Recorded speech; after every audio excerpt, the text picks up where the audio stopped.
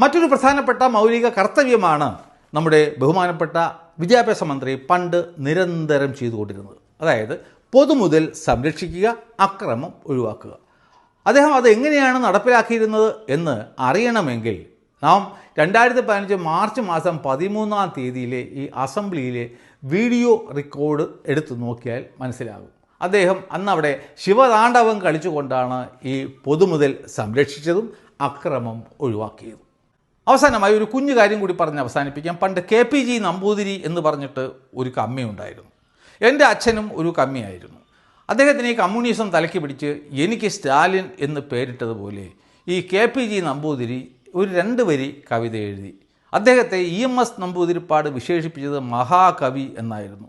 ആ കവിത എന്താണെന്ന് വെച്ച് കഴിഞ്ഞാൽ, സോവിയറ്റ് എന്നൊരു നാടുണ്ടത്രേ, പോകാൻ കഴിഞ്ഞെങ്കിൽ എന്ത് ഭാഗ്യം എന്ന് ആയിരുന്നു. അതായത് അദ്ദേഹം ഈ ഇന്ത്യയെ അല്ല മാതൃഭൂമിയായിട്ട് കണ്ടിരുന്നത്, സോവിയറ്റിനെ ആയിരുന്നു.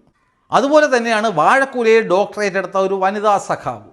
അവർ ചൈനയിലൊക്കെ പോയി കറങ്ങി അടിച്ച് വന്നതിന് ശേഷം ഒരു ബുക്ക് എഴുതി. ചങ്കില ചൈന എന്നാണ്, അല്ലാതെ ചങ്കില ഇന്ത്യ എന്നല്ല.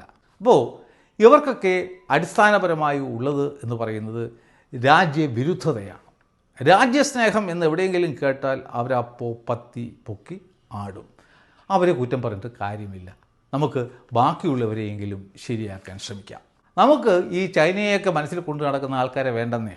നമുക്കാദ്യം ഇന്ത്യക്കാരാവാം.